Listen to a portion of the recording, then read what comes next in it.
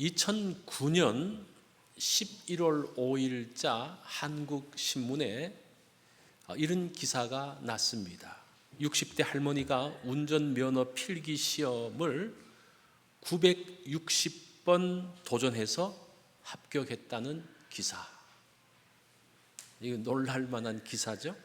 그 주인공은 66세의 차사순 여사입니다. 이분은 완주군 소양면에 사는데 이종보통 필기 시험에 그 커트러인에 겨우 합격하면서 이제 면허증을 따게 되죠.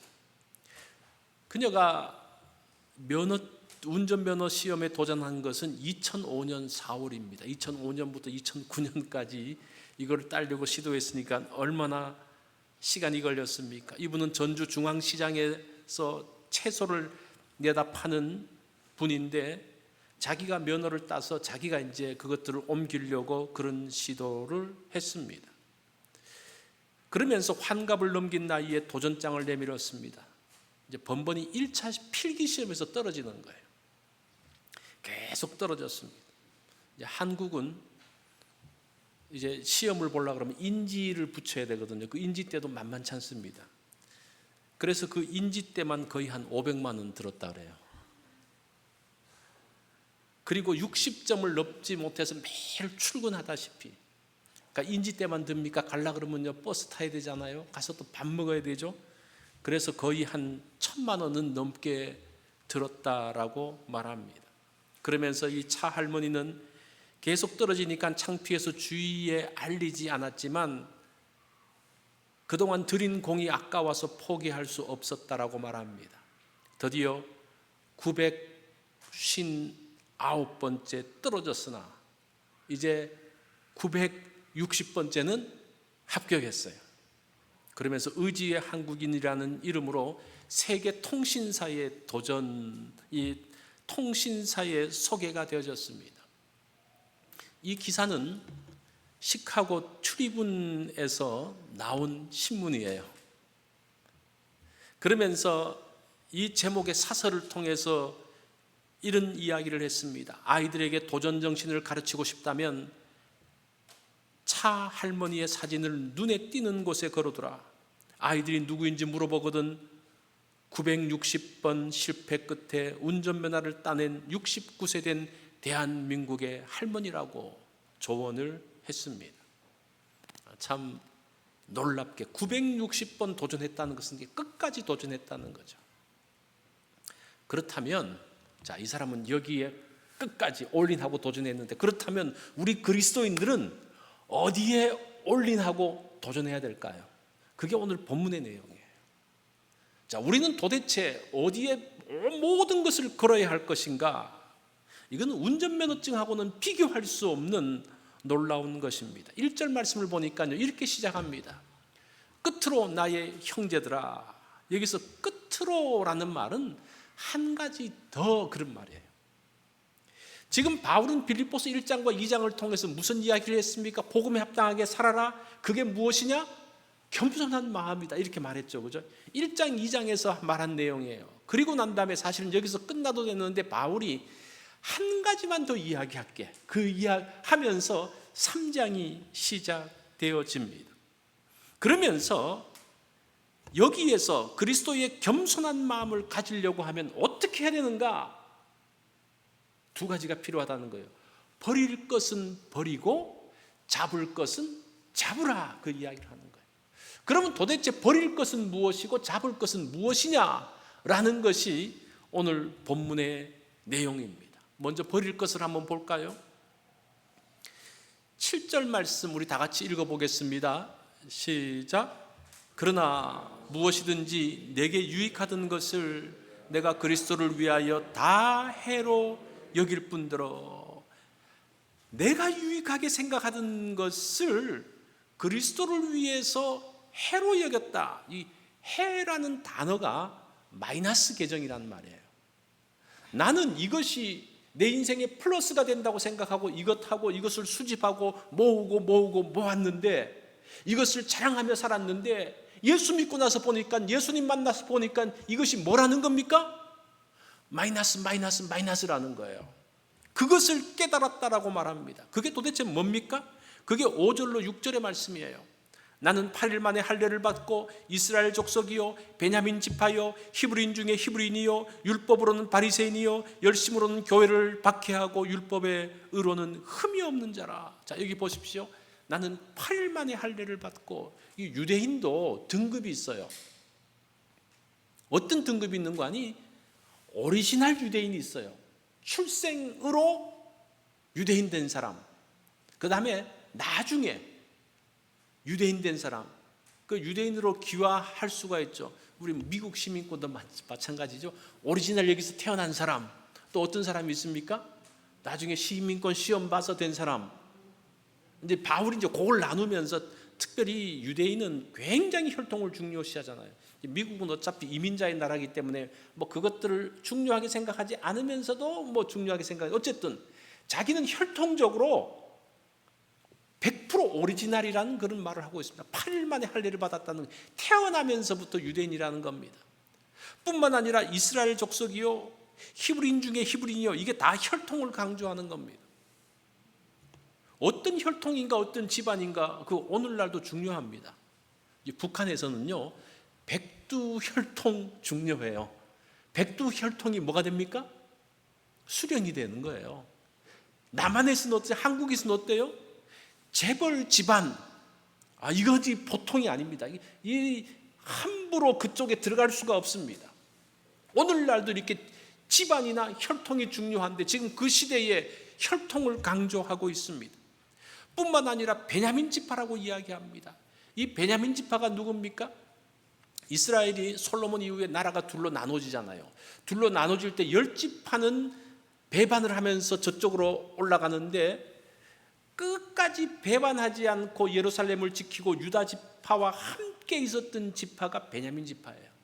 이 말은 무슨 말인가 하니, 나는 끝까지 배신하지 않았던, 끝까지 신앙의 혈통을 지켰던, 신앙의 순수성을 지켰던 족속의 그 집안의 사람이다라는 뭐 그런 내용입니다. 뿐만 아니라 율법으로는 바리새인이요 열심으로는 교회를 핍박하고 율법의 의로는 흠이 없는 자다.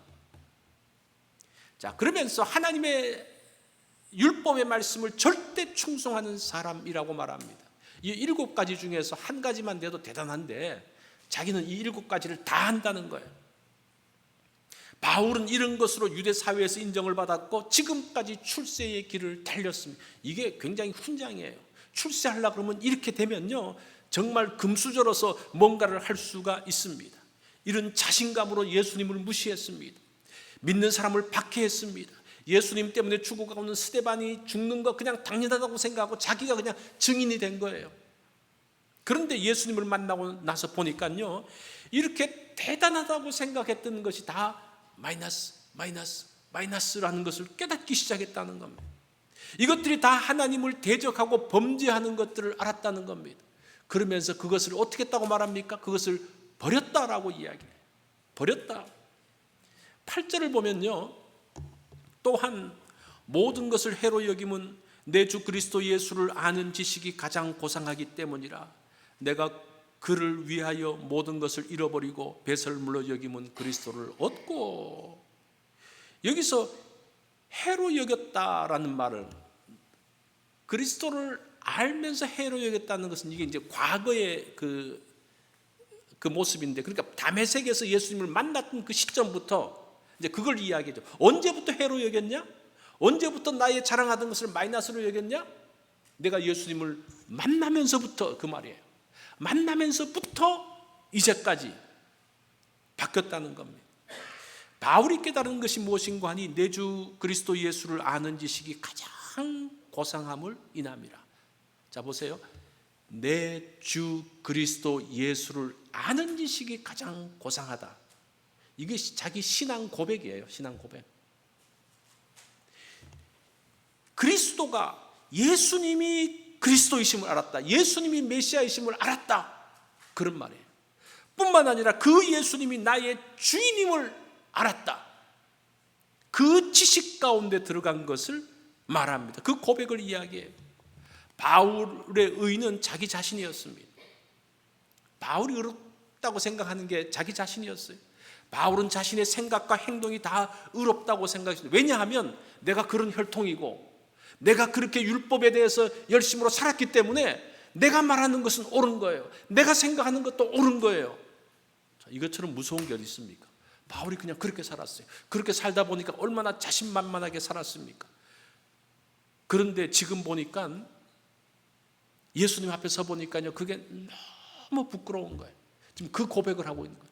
너무 부끄러운 거예요. 그래서 자기의 의를 내려놓고 하나님의 의를 따라가겠다라는 겁니다. 우리가 사실은 그 운동하는 사람도 보면 동네에서 제일 축구를 잘한다. 예를 들어서 제일 축구를 잘한다. 그러면서 동네에서는 최고인데 이게 학교로 가고 나중에 국가대표까지 가면요, 그 앞에서는 그 내가 자랑하던 것이 너무 부끄럽잖아요. 정말 대가를 만나면 너무 부끄러운 것처럼, 이거는 대가 정도가 아니라 하나님이신 예수 그리스도를 만나고 난 다음에 너무나 부끄러운 그런 모습들을 말하고 있습니다. 자, 여기서 하나님의 의와 자기 의가 나오는데 이 구절을 보면요, 잘 보세요. 내가 가진 의는 율법에서 난 것이 아니요 오직 그리스도를 믿음으로 말미암은 것이니 곧 믿음으로 하나님께로부터 난 의다. 자, 여기에 두 가지 의가 있어요. 율법에서 난 의가 있고 하나님으로부터 난 의가 있습니다. 율법에서부터 난 의는 자신은 율법 위에 있다고 생각해요. 왜냐하면 율법을 다 지키니까. 율법을 다 지키니까 내가 율법 위에 있어요. 율법 위에 있으면서 율법을 지키지 못하는 것들을 그냥 보는 거예요. 근데 저거 왜 저렇게 못해? 그러면서 자기가 대단하게 말하고 그 사람들을 무시하고 정죄하는. 그래서 이 율법이라는 것은 자신이 대단한 것을 알려주는 도구로 사용하는 거예요. 이게 중요해요. 율법의 의가 무엇인 거 아니? 율법을 다 지켰다는 말이 무슨 말인 거 아니? 율법은 하나님의 말씀으로 생각하는 것이 아니라 율법은 뭔가를 행해야 되는데 나는 모든 것을 다 지켰고 내가 완벽한 사람인 것을 증명하는 것으로 율법을 사용한다는 거예요. 이거 얼마나 이게 참 방자한 모습입니까? 자, 그 다음에 하나님으로부터 난 의는 무엇인가 하니 자신의 잘못과 약함을 고백하면서 나는 예수님이 필요합니다. 하나님의 은혜가 필요합니다. 이게 하나님으로부터 난 의라는 거예요. 어떤 차이인지 아시겠죠? 율법의 의를 따라가는 사람들은요, 자기를 내세울 수밖에 없어요. 자기보다 못한 사람을 정죄할 수밖에 없어요. 율법의 도구가 하나의 그것을 갖는 도구이기 때문에 그렇습니다. 그러나 하나님의 의를 따라가는 사람들은 자신의 약함을 압니다. 자신의 부족함을 압니다. 그래서 다른 사람을 보기 이전에 하나님 앞에 선 자신의 모습을 보면서 하나님의 은혜를 간구하는 사람이라는 겁니다. 그래서 바울이 어떻게 바뀌었다는 겁니까? 율법에서 난 자기 의를 따라서 살던 사람이 이제 예수님을 만나고 난 다음에 하나님의 의, 자기가 부족한 것을 알면서 나아가는 사람으로 바뀌었다는 거예요. 이게 변화된 거예요. 이게 변화된 거예요. 이게 신앙생활의 변화의 모습입니다. 자, 이걸 버렸다는 거예요. 자기 의, 율법에서 난 의를 버렸다는 거예요. 그럼 잡아야 될 게 뭐냐? 우리는 버리는 것으로 끝나지 않습니다. 잡아야 될 게 있어요. 오늘 잡아야 될 걸 두 가지로 설명하더라고요. 그것이 10절에 나오는데 10절을 여러분들이 잘 보십시오. 이게 조금 까다롭습니다. 내가 그리스도와 그 부활의 권능과 그 고난의 참여함을 알고자 하여 그의 죽으심을 본받아. 여기서 그리스도를 잡아야 되는 것을 그리스도와 부활의 권능과 고난으로 되어 있는데, 이제 한글 성경은 그렇게 되어 있는데 사실은 원문을 보면 이렇게 되어 있어요. 내가 그리스도, 다시 말해서 그 부활의 권능과 그 고난의 참여함을 알고자, 이렇게 되어 있어요. 무슨 말인지 알겠죠? 그리스도를 안다는 게 뭡니까? 부활의 권능과 그 고난에 참여함을 안다는 거예요. 이 두 가지예요. 두 가지. 부활의 권능을 잡아야 되고 그리스도 고난에 참여하는 것, 이 두 가지를 따라 산다는 겁니다. 이 부활의 권능, 이 부활의 파워는요, 죽음의 상황에서도 부활할 것에 대한 신앙입니다. 이것은 죽고 난 다음에 천국 가서 다시 사는 것, 그것도 포함하지만 사실은 그거 이상의 것이에요. 우리가 이 땅을 살면서 많은 일들이 일어나잖아요. 내가 얼마나 약한 사람입니까? 내가 얼마나 부족합니까? 지식적으로도 부족하고 신체적으로도 부족하고 많은 부분에서 부족합니다. 그런 약함 때문에 우리가 쓰러지고 넘어져요. 그죠? 죽을 것 같은 상황에 들어갑니다. 그 상황에서도 예수 그리스도는 어떤 분이십니까? 우리를 다시 살리시는 분이라는 거예요. 우리를 다시 일으키시는 분이라는 겁니다. 이게 부활의 권능이에요. 그러니까 얼마나 우리의 삶들이 힘이 있습니까? 바울이 예수 믿고 난 다음에 복음을 전하면서 얼마나 많은 어려움들이 있습니까? 그 고린도후서에서 얼마나 그걸 말합니까? 매맞고, 어떨 때는 돌로 매맞고, 강의 위험과 여러 맹수의 위험 가운데서도 내가 정말 죽을 뻔하기를 몇 번 위기를 넘기고, 그럼에도 불구하고 그것들을 뚫고 나갔던 게 뭡니까? 부활의 권능이라는 거예요. 부활의 권능. 여러분들 그렇지 않습니까? 여러분 가운데, 연약한 가운데 있는 정말 죽을 것 같은 어떤 그런 상황들, 이런 상황에서 어떻게 내가 다시 일어날 것인가? 정말 두려운 상황 가운데서, 그 가운데서 예수를 안다는 것이 뭡니까? 부활의 권능을 안다는 거예요. 다시 하나님께서 일으키시고 다시 살리시고 우리를 회복하시고 우리를 복되게 하시는 그 부활의 권능, 그게 우리가 찾아야 될 거예요. 자, 이게 첫 번째예요. 두 번째는 그 고난에 참여합니다. 그의 고난에 참여하는 거예요. 이 참여한다는 말이 코이노니아, 이 코이노니아라는 말은 교제하는 거잖아요. 함께 하는 거잖아요. 이것은 내가 그리스도의 고난에 함께 하겠다는 뜻은 아니에요. 어떤 분은 참 그런 분들이 있습니다. 그리스도가 고난당하는데 나도 고난당할 거야. 그 선교사님들 이거 이야기하는 거, 나는 순교하는 것이 목표입니다. 그런 사람도 있더라고요. 초대교회 역사 가운데서도 보면요, 순교하려고 했던 사람들이 있어요. 그래서 다들 예수 믿는 사람이 로마 군병을 피하는데 이 사람은 로마 군인을 보면 막 뛰어나가서 나 예수 믿는 사람입니다, 잡아가세요, 이런 사람들이 있었어요. 여기서 고난에 참여한다는 말이 그런 의미는 아니에요. 우리가 살다 보면 고난 속으로 들어갑니다. 그죠? 어려운 일에 휘말려 들어갑니다. 어쩔 수 없이 당하는 고난 가운데서 주님을 바라보는 것을 이야기합니다. 그 속에서 기도하면서 하나님 앞에 나아갑니다. 그것을 그리스도 고난에 참여함으로 인정해 주는 거예요. 얼마나 좋습니까? 그 고난에서 주님이 함께 하십니다. 위로하시고 피할 길을 내십니다. 감당할 지혜와 힘을 주십니다. 그것을 그리스도의 고난으로 이야기를 해요. 자, 이렇게 해석할 수 있는 근거가 뭐냐? 제가 조금 이따 말씀을 드릴게요. 리차드 칼슨이라는 사람이 이런 책을 썼습니다. 우리는 사소한 일에 목숨을 건다. 이분은 상담가입니다. 상담가.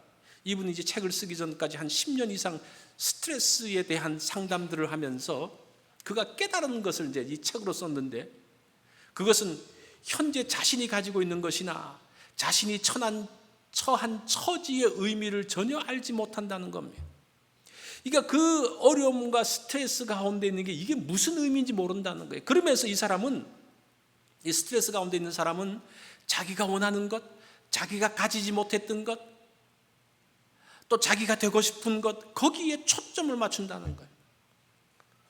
그래서 스트레스 가운데 빠지고 그것을 극복하지 못하면 그분은 그 고통에서 벗어나지 못한다라고 이야기합니다. 우리가 성경을 보면요, 요셉이 형들의 미움을 받아서 미디안 사람에 팔려서 애굽으로 갑니다. 그러면서 이제 노예 생활이 시작되어지죠. 보디발 집 노예로 있는데 그 보디발 아내의 질투로 인해서 또 감옥에 들어가요. 감옥에서도 많은 어려움들이 있잖아요. 정말 고난의 연속이고 가면 갈수록 깊은 고난에 빠지는 것 같은 그런 상황들. 요셉의 삶은 고난의 연속이었지만 고난 속에서 원망하지 않아요. 참 이 요셉의 특징 중에 하나가 원망하지 않아요. 고난 속에서 하나님을 기억하는, 그러면서 하나님께서 어떻게 하실 것인지를 보는 거예요. 나중에 그가 이제 총리가 되지 않습니까? 총리가 되고 난 다음에 이제 그 기근이 시작되어졌고, 그 형들이 애굽 땅에 이 양식을 사러 왔을 때에 이제 드디어 요셉이 총리인 것을 알게 되면, 그러면서 이 형들이 그냥 사색이 되어지는 거죠. 자, 그런 상황 가운데서 아버지까지 죽습니다. 그러니까 그전에는 그래도 아버지가 있으니까 아버지 얼굴을 봐서라도 형제들을 해하지 못했다고 생각하고, 이 형들이 아버지가 죽자마자 요셉한테 찾아갑니다. 정말 미안하다, 정말 잘못됐다. 그때 이 요셉이 뭐라고 말하는 거 아니? 이렇게 말해요. 당신들이 나를 이곳에 팔았다고 해서 근심하지 마소서, 한탄하지 마소서. 하나님이 생명을 구원하시려고 나를 당신들보다 먼저 보내셨나이다. 이런 생각을 하고 있어요. 그가 지금 그 당하는 그 고난의 의미가 무엇인지 아는 거예요. 뭐라고 말합니까? 이런 고난 가운데, 이런 어려움 가운데 들어간 것은 지금 우리 가족을 기근에서부터 구원하시기 위해서 하나님께서 미리 나를 애굽에 보내신 것이다. 그 고난 가운데 있으면서요, 그 고난의 의미가 무엇인지를 생각했다는 거예요.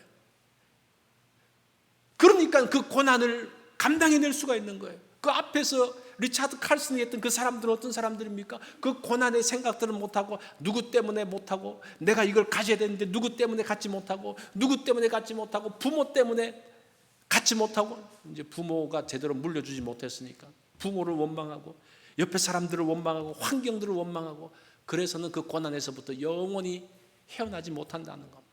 그 고난 가운데 있을 때 하나님께서 나를 사랑하시는데, 그죠? 하나님의 사랑하는 백성인데 왜 나를 이 고난 가운데 주셨을까? 그럴 때는 분명히 하나님의 의도가 있을 것이다. 그 의도를 알아가면서 찾아가자 할 때 그것을, 고난을 넘겨낼 수가 있다라고 말합니다. 자, 여기서 보면 그 10절이 그 고난에 참여함을 알고자 하여 그의 죽으심을 본받아. 이 본받는다는 말이 수동태로 되어 있어요. 그러니까 내가 주님을 본받기 위해서 그 고난에 참여한다는 그런 게 아니고, 내가 그냥 그 고난 가운데 들어가고 있는데 그냥 그 가운데서 하나님께서 나를, 그리스도를 본받게 만드셨다, 이런 뜻이에요. 내가 지금 뭐 주님과 함께 고난 받기 위해서 들어가는, 그것도 귀한 거죠. 이건 정말 귀한 거죠. 그렇지만 그렇지 않더라도 내가 살면서에 당하는 어려움, 고난, 힘든 일 가운데서도 그리스도를 바라보면서 나가는, 이게 수동이잖아요. 그 가운데서 나가는 것마저도 하나님께서 인정해 주시고 그리스도의 고난에 참여한 것이라고 생각해 주신다는 거예요. 이거 얼마나 좋습니까? 이 그 내용이에요, 그 내용. 그래서 우리가 지금, 우리는 어쩔 수 없이 그 고난과 문제 가운데 들어갈 수밖에 없어요. 아마 여러분들이 이제 이 예배 마치고 나가면요, 또 문제가 생길 수도 있어요. 있는데 그 가운데서 뭘 생각한다는 겁니까? 그리스도께서 이런 가운데서 어떤 의미가 있을까? 그러면 그 자체가, 그렇게 생각하는 자체가 뭡니까? 그리스도의 고난에 참여하는 거라는 거예요. 이게 지금 10절의 말씀입니다. 이것이 그리스도를 아는 지식이라는 거예요. 자, 그러면서 이 고난의 그 부활과 그리스도를 아는 게 첫 번째죠. 두 번째는 부름의 상을 잡으려고. 13절, 14절, 3장에서 이 구절이 중요하죠. 이 구절도 조금 이제 오해가 있는데 제가 조금 그 오해를 좀 설명을 하겠습니다. 오직 한 일 뒤에 있는 것은 잊어버리고 앞에 있는 것을 잡으려고 표대를 향하여 그리스도 예수 안에서 하나님이 위에서 부르신 부름의 상을 위하여 달려가노라. 무엇을 잡아야 되느냐? 표대를 잡아야 된다. 근데 사실은 이 표대라는 단어가 이제 스코포스인데, 여기서 나온 영어가 스코프예요. 스코프. 망원경, 만원경 그러면 텔레스코프 이렇게 되잖아요, 그죠? 현미경 그러면 마이크로스코프. 이제 이게 이런 뜻인데, 이게 표대라는 것이 무슨 말인가 하니 제가 이제 좀 쉽게 번역을 했는데 제 나름대로 만원경으로 하나님이 위해서 부른 그 만원경을 우리가 가지고 있는데 그 만원경을 가지고 뭐를 보는 겁니까? 하나님이 부르신 부름의 상을 보면서 나간다는 거예요. 그래서 이 13절 14절에서 중요한 단어가 부름의 상입니다. 하나님께서 우리에게 부르신 부름의 상, 그게 사실은 표대하고 같은 의미죠. 제가 설명을 쉽게 하려고 그랬는데 쉽게 됐는지 모르겠습니다. 자, 어쨌든 부름의 상이 여기서 포인트라는 거예요. 부름의 상에 초점을 맞춰야 됩니다. 하나님께서 나를 이 땅에 보내신 이유가 무엇일까? 하나님의 자녀로 부르신 이유가 무엇일까? 그것을 보면서 거기에 초점을 맞추면서 나아갈 것을, 그게 우리가 잡아야 될 것이라고 말합니다. 다이 히만 씨, 당신은 왜 부자입니까? 라는 책이 있어요. 책 제목이 재밌죠? 이분은 유럽의 최대 신발 시장을 운영하는 독일 사람입니다. 이 다이 히만은 청년 때에는 신학대학에 입학을 했습니다. 신학대학을 졸업하고 난 다음에 의과대학에 입학해서 의사가 되었고 정형외과 의사로 활동을 했습니다. 유럽에서는, 특별히 영국이나 독일 같은 데서는 그 학교에서 제일 우수한 학생이 어디에 진학하는 거 아니? 신학과를 진학을 해요. 이제 그 나라는 다 국가에서 이제 그 사람들 다 하고, 한국하고는 사실은 달라요. 이제 그런 배경으로 이걸 좀 봐야 됩니다. 그러다가 아버지가 돌아가신 후에 어머니가 혼자서 운영하던 신발 가게를 함께 합니다. 그때 나이가 30세였습니다. 그러면서 그가 이런 사업을 이제 하려고 작정을 하고 어떤 원칙을 세우는 거 아니? 품질 좋은 신발을 값싸게 공급한다라는 이 원칙을 가지고 유럽에서 최고의 신발 가게로 성장을 시킵니다. 그러면서 41세인 1977년에 말씀과 행동이라는 선교단체를 조직합니다. 이 선교단체 이름 자체가 말씀과 행동이에요. 말씀 들은 대로 우리가 행동한다는 먼저 그런 뜻으로 지었습니다.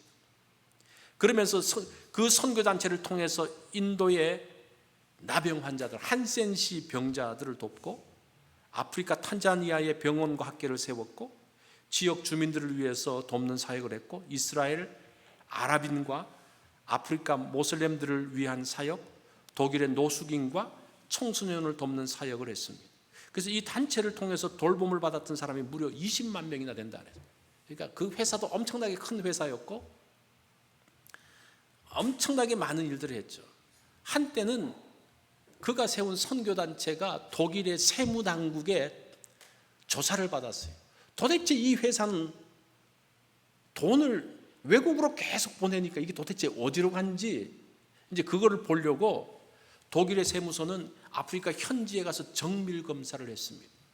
보니까 불법적인 것이 없이 다 그것이 선교로 쓰였다는 것을 알게 되었습니다. 그러면서 더 이 사역이 투명하다는 것이 알려졌습니다. 그가 경영했던 신발기업 다이만사는 2013년도 한 해에 유럽 23개국에 1억 6,700만 켤레의 신발을 팔았습니다. 엄청나게 큰 회사죠. 이 다이만은 3,500개의 지점과 35,000명에 이르는 직원을 거느리는 세계적인 기업이 되었습니다. 독일 젊은 사람들이 근무해보고 싶은 기업으로 꼽혔고 경기가 어려울수록 더 많은 직원을 채용하면서 사회적인 책임을 다했던 기업입니다. 자, 이 책에서 다이만 이렇게 말합니다. 나는 기독교인이다. 웨슬리 목사님의 말씀대로 벌 수 있는 한 최대로 벌고 할 수 있는 한 최대로 절약해서 줄 수 있는 모든 것을 나누려고 노력하고 있다라고 했습니다. 그는 그러면서 그가 이렇게 이야기해요.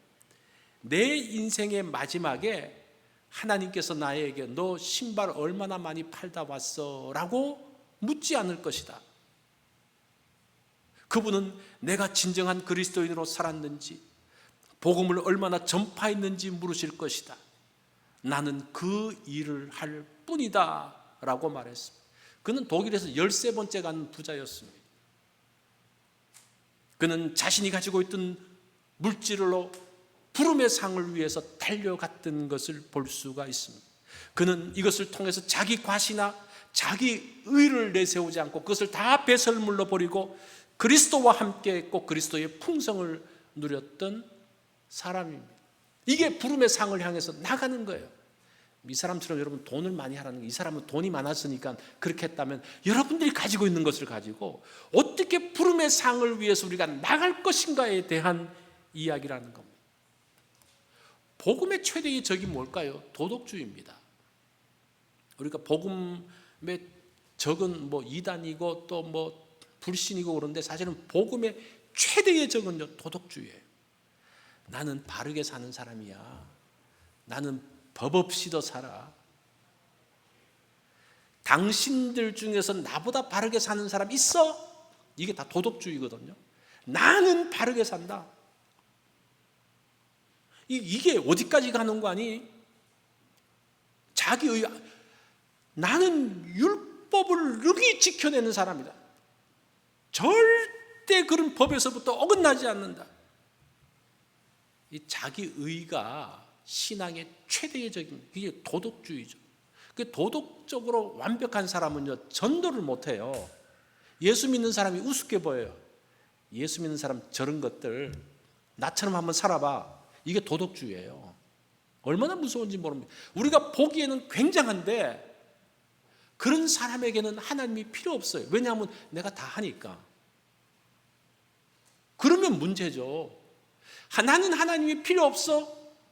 그러면요, 그때부터 문제가 생겨요. 뭐 때문에? 나는 도덕적으로 완벽하니까. 또 나는 하나님이 필요 없어? 왜? 돈이 많으니까. 돈이 다 나를 지켜줘. 이것도 무서운 거예요.